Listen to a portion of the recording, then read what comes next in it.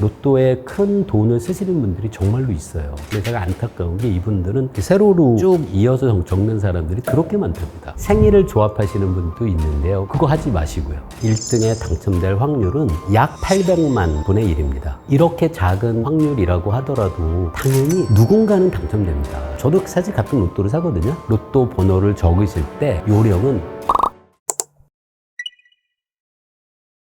많은 분들이 사주팔자라는 그런 문화가 수천 년 동안 이어져 온 거고 따라서 수많은 데이터를 통해서 통계적으로 검증된 어떤 결과임이 분명하다라고 생각하시는 분들이 있는데요. 저는 사실 그 이야기에 동의하지는 않습니다. 사주팔자가 사실 여러 가능성이거든요. 아마 60 곱하기 60 곱하기 60이고 맨 마지막 숫자 좀 다른다고 들었는데요. 그 곱셈을 해보시면 거의 어느 정도인가요? 거의 몇만 정도는 될 거거든요. 그러면 그 얘기가 뭐가 되냐면 최소한 수백만 명에 대한 사주팔자에 대한 통계 자료가 모여야 통계학적으로 유의미한 통계적 추론을 할 수 있어요. 근데 과거 수천 년 동안 컴퓨터가 있었겠어요? 뭐 엑셀이 있었겠어요? 통계 처리를 해서 유의미한 결과를 추론했을 리가 없습니다. 아마도 이런 걸 거예요. 아주 유명한 훌륭한 위인이 있었는데 이 분이 아주 큰 학문적 성취를 이루다가 젊은 날에 안타깝게도 돌아가셨는데 이분의 사주팔자가 이거더라. 그럼 당연히 어떻게 사람들이 생각하기 쉬울까요? 그렇다면 이분의 사주팔자와 같은 사람이 젊은 나이에 요절할 확률이 크다라고 생각할 수 있는 거죠. 사실 이거는 굉장히 근거 없는 일반화입니다. 이 분이 젊은 나이에 요절했다는 건 사실이고 사주팔자가 뭐라는 것도 사실인데 그 둘 사이의 관계가 어떤 상관관계가 있는지 혹은 인과관계에 있는 건지 이거를 우리가 확인한 다음에야 이 추론을 계속할 수 있거든요. 근데 아주 극소수의 예를 갖고 그걸 일반화한 것이 아마 사주팔자에서 대부분의 주장일 것 같아서 사실은 아무런 근거가 없다는 게 제 솔직한 생각이고요. 그리고 이게 상관관계가 있다고 한들 그걸 설명할 수 있는 인과관계는 과학자들의 입장에선 상상도 못 하겠어요. 사주팔자라는 게 언제 태어나고 몇 월 며칠 몇 시라는 것으로 결정되는데요. 그것도 아무런 인과적인 추론을 할 수가 없습니다. 하시는 거 안 말려요. 그런데 믿지는 마십시오. 그 사주팔자가 사실 해보시면 알려주는 얘기가 너무나 당연하거나 아니면 굉장히 범위가 넓습니다. 뭐 예를 들어 8월에는 동쪽 바다로 가지 마라. 뭐 당연하지 않을까요? 이 사주팔자라는 게 우리 각자가 그 미래에 대해서 생각할 때 우리 인간은 불확실성을 참지 못하는 성향이 있거든요. 아무런 근거도 없지만 당신은 금년에 이럴 겁니다 라는 얘기를 듣는 것 자체가 사람들에게 어떤 심리적인 안정감을 주는 효과는 있어요. 그래서 재미로는 하시되 그걸 갖고 인생의 큰 결정을 하시는 건 말리고 싶어요. 과학자들 입장에서 로또는 굉장히 쉽게 이해할 수 있는 게임이거든요. 로또가 다들 아시겠지만 45개의 숫자 중에 6개의 숫자를 맞히면 1등에 당첨되는 그런 방식인데요. 45개의 숫자 중에 아무거나 6개를 골랐는데 그 숫자가 1등에 당첨될 확률은 약 800만 분의 1입니다. 만약에 여러분이 800만 장 서로 다른 숫자로 로또를 사시면 확실히 당첨되십니다. 근데 사실 800만 장을 살 수 있는 사람은 없잖아요. 액수도 너무 크고요. 그런데 우리나라에서 엄청나게 많은 숫자의 로또가 팔려요. 보통 일주일에 한 번 하는 로또에서 1등 당첨자가 10명 정도 나오거든요. 그 의미는 뭘까요? 우리나라에서 일주일에 팔리는 로또의 숫자가 거의 1억 장이란 뜻입니다. 우리나라는 로또에 엄청난 열정을 보이고 계신 분들이 많은 건데요. 이렇게 작은 확률이라고 하더라도 여러분이 자꾸 착각하시거나 오해하시는 게 당연히 누군가는 당첨됩니다. 일주일에 10명씩이 나오는데요. 그런데 그 누군가가 로또를 사신 여러분이 될 확률이 워낙 작은 거죠. 이 로또 번호를 고르는 요령, 그 팁을 알려드릴 수 있는데요. 사실 확실합니다. 로또 번호는 아무런 패턴이 없어요.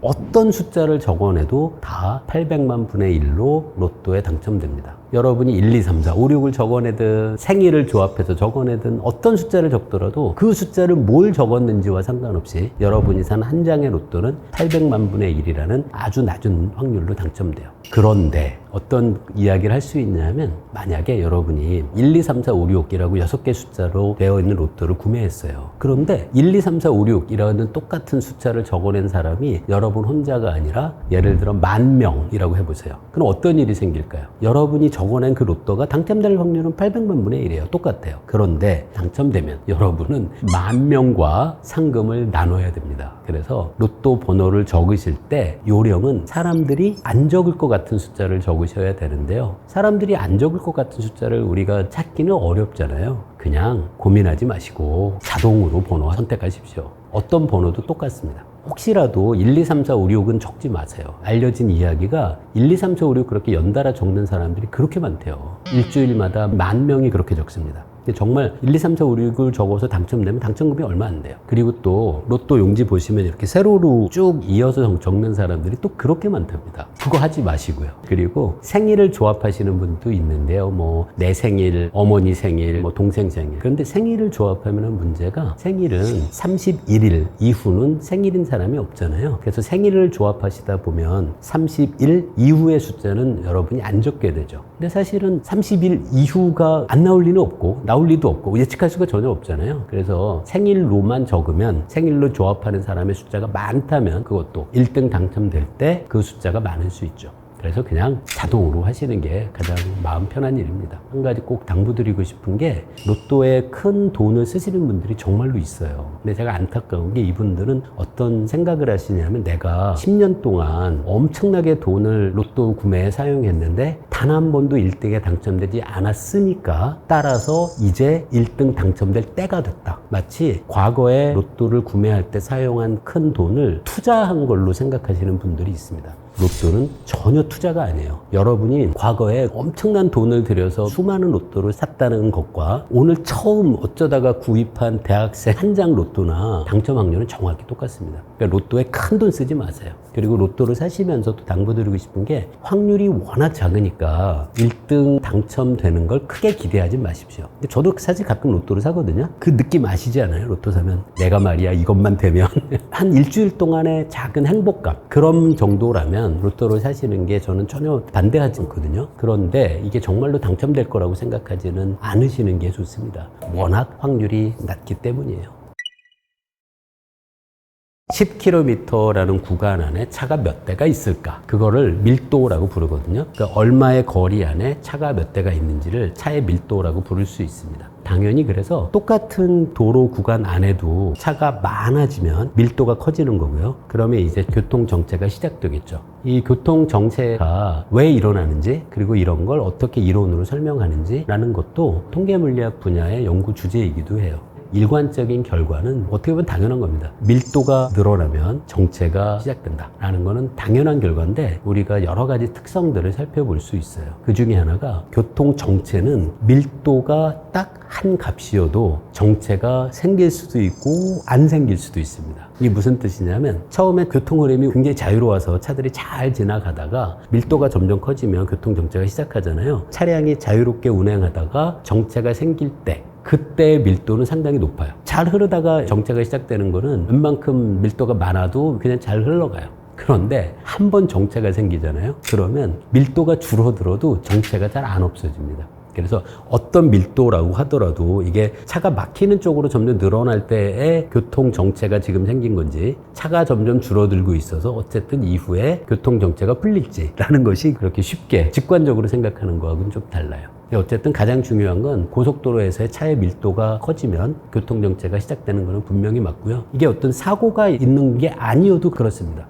이런 걸 유령 정체라고도 불러요. 도로에 어떤 아무런 요인도 없는데 밀도만 늘어나면 저절로 정체가 생깁니다. 모든 사람들이 똑같은 방식으로 운전하진 않거든요. 어떤 사람이 깜짝 놀라서 브레이크를 밟으면 그 브레이크 등이 빨갛게 들어오면 그 차 뒤에 있던 차는 갑자기 또 깜짝 놀라서 브레이크를 밟죠. 그래서 잘 흐르다가 어떤 차가 과도하게 급감속을 하면 그러면 그 다음에 갑자기 정체가 시작될 수 있는 거죠. 교통 정체 안에 여러분이 갇히면 할 수 있는 게 없습니다. 사람이 어떤 이성적인 판단을 해서 교통정체에서 나가는 건 사실 어렵고요. 게다가 요즘은 길찾기 프로그램 쓰시잖아요. 그러면은 어떤 특정 도로가 막히기 시작하면 이 내비게이터들이 그 우회 도로들을 알려주는데요. 우회 도로로 차들이 빠지면서 이 원래 정체가 있던 구간은 정체가 줄어들겠죠. 그럼 이제 어떻게 될까요? 우회 도로가 막히기 시작하고요. 이런 걸 물리학에서는 평형상태라고 부르는데요. 결국 정체가 계속 지속되면 여러분이 돌아갈 때 걸리는 시간이나 원래 길을 갈 때 걸리는 시간이 큰 차이가 안 날 수도 있습니다. 그래서 그냥 이렇게 정체가 심하다 그러면 마음 편하게 계시는 거 말고는 그렇게 큰 도움이 될 수는 없고요. 물론 그 지역에 작은 샛길 같은 것도 잘 아시는 분들, 그러면 내비게이터에서 사용하지 않는 정보까지도 이용해서 약간의 도움을 받을 수는 있겠죠. 근데 제 경험으로 봐도요, 맘 편히 그 상황을 즐기시죠. 뭐 음악도 들으시고 오랜만에 가족들과 얘기도 하시는 게 스트레스 안 받는 게 더 낫지 않을까 하는 생각이 듭니다. 제가 전에 해본 생각인데 아마 저는 많은 분들이 동의하실 것 같아요. 예를 들어 100m 달리기 같은 경기에서 어떤 선수가 다른 선수보다 100m 달리기 기록이 뭐 0.1초만 빠르다라고 해도 0.1초 빨리 달려서 금메달을 받은 선수는 이후에 얻을 수 있는 경제적 수익이 굉장히 크겠죠. 결국 이런 문제에서 저는 사람들 사이에 타고난 개인적인 능력은 별 큰 차이는 없을 것 같아요. 그런데 그 작은 차이에 의해서 선수의 소득은 크게 달라질 수 있는 거죠. 저는 비슷한 일이 우리 사회에도 있다고 생각해요. 학생들이 요즘 이제 수능을 보잖아요. 수능 점수에 작은 차이가 있어도 이 학생이 어떤 대학에 가서 어떤 미래를 겪게 되고 이후에 사회에서 얻을 수 있는 경제적 수익 같은 걸 비교하면 어떤 고등학교에서 그 학생이 갖고 있는 작은 실력의 차이가 막상 미래에 이 학생들의 평생 동안의 수익 같은 걸 생각하면 큰 차이를 만들어낼 수 있는 것 같아요. 만약에 이렇다면 학생들 그리고 부모님들이 어떤 선택을 하게 될까요? 수능 점수를 조금이라도 올릴 수 있는 방법에 큰 경제적인 투자를 할 수밖에 없게 돼요. 왜냐하면 사람들은 대부분 이성적으로 판단하려고 하거든요. 예를 들어서 내 아이를 10점 점수를 올려주려면 내가 투자해야 되는 사교육비가 100억이다. 그런데 그렇게 한들 이 아이가 평생 동안 수익이 늘어날 것은 10억밖에 안 된다. 그럼 사실 부모님 입장에선 100억을 사교육에 투자하지 말고 100억을 애한테 주는 게 훨씬 더 이득이잖아요. 그런데 수능 점수의 작은 차이가 학생의 미래 소득에 큰 차이를 만들게 되는 상황이라면 굉장히 큰 경제적인 지출을 감당하게 되는 거죠. 그 문제가 저는 우리 사회에서 교육에서 큰 문제라고 생각해요. 만약에 그렇게 되면 이제 어떤 문제가 생기냐면 큰 사교육비를 지출할 수 있는 집안의 아이는 그 도움을 받아서 조금 더 나은 대학에 가고 미래의 소득도 커지고요. 그런데 그 정도의 경제적 부담을 할 수 없는 그 집안의 아이라면 그 혜택을 볼 수 없고, 그러면 진학하는 대학과 미래의 직업이 달라지고 결국 부모가 경제적인 수입이 충분하지 않다는 이유만으로 아이에게도 그런 상황이 대물림될 수 있는 거죠. 그럼 사실 어떻게 하면 이걸 해결할 수 있을지 그 이론은 간단하거든요. 어떻게 하면 될까요? 점수 차이가 나도 미래의 수익에 큰 차이가 안 나면 됩니다. 그러면 부모님들이 굳이 엄청난 사교육비를 투자해서 수능 점수를 올리려고 애쓰지는 않을 거 아니에요. 그래서 사람들이 갖고 있는 여러 다양한 직업들이 있을 텐데 직업 사이에 소득의 차이를 줄이는 그런 미래가 되면 사실은 교육 문제는 거기에 맞춰서 저는 해결될 수 있다고 생각해요. 그런데 쉽지 않고 지금까지 살아온 경험을 생각해보면 죄송하지만 안 바뀔 것 같습니다. 사실 이 문제가 물리학자들을 상당히 곤혹스럽게 했던 문제예요. 그 이유가 있는데요. 뉴턴이 알려준 이 고전 역학에 따르면 미래가 결정되어 있다라고 할 수 있죠. 결국 우리 모두도 극단적으로 생각하면 다 입자들의 모임이거든요. 그렇다면 내 운명이, 내 미래에 어떤 일이 벌어질까가 제가 인식하지 못해서 그렇지 이미 결정되어 있을 수 있지 않을까라는 생각을 할 수 있게 되는 거죠. 내일 아침에 뭘 먹을까? 우리 모두는 다 그거야 내 맘이지 라고 생각하잖아요. 내일 아침이 되면 어쨌든 뭔가를 드실 거 아니에요? 그러면 뉴턴의 결정론적인 세계관을 극단적으로 밀어붙이면 여러분이 내일 아침에 뭘 먹을지는 우리가 미처 깨닫지 못하고 있을 뿐이지 이미 결정되어 있다라는 주장이 가능한 거죠. 이게 상당히 큰 문제였어요. 그런데 20세기에 들어서는 이런 극단적인 뉴턴 고전 역학의 결정론이 우리 사는 세상에는 성립하진 않는다라는 걸 이제 사람들이 깨닫게 됐죠. 그래서 요즘은 이 뉴턴의 딱 하나로 정해진 결정론적인 미래를 과학자들조차도 그게 사실은 아니다라고 보통은 생각하고 있어서 걱정하지 마시고요. 그냥 여러분 하시고 싶은 것 여러분의 자유의지로 얼마든지 마음대로 선택하시면 여러분이 선택한 겁니다. 이런 통계적인 방법을 따르는 연구에서 알려주는 것은 전체의 패턴이에요. 한 사람 한 사람에 대한 구체적인 예측을 제공하지는 못합니다. 그런데 우리가 전체가 어떤 패턴을 따르는지를 알면 우리는 한 사람 한 사람에게 주의를 기울일 수 있는 일종의 잣대로 활용할 수 있죠. 예를 들어 우리나라의 직장인들이 직장에서 일하고 집에서 받은 월급으로 가족과 살아가는데 도대체 한 달에 얼마의 돈이 평균적으로 필요할까? 라는 자료가 있어야 국가에서 결정할 때 이분은 수입이 너무 적어서 도와줘야 될 뿐이고 라는 기준점을 마련하려면 이와 같은 확률 그리고 통계에 따른 조사가 필수적이죠. 보통 우리가 예측이라고 할 때는 물리학에서는 특히 두 가지가 있거든요. 하나는 미래에 대한 예측입니다. 또 하나는 통계적인 예측이 있죠. 그래서 과연 우리나라에서 복지 혜택을 받을 사람이 몇 명이나 될까라는 건 생각해 보시면 미래에 대한 예측이 아니고요. 이건 통계적인 예측이죠. 그래서 통계 물리학의 대부분의 연구들은 미래에 대한 예측까지 나아가는 것도 있지만 지금 이 문제가 어떤 패턴을 갖고 있는지 통계적인 예측일 때가 훨씬 더 많아요. 미래를 예측하는 것은 아닙니다. 하지만 이것도 굉장히 필요하고 중요한 일인 것은 분명하죠.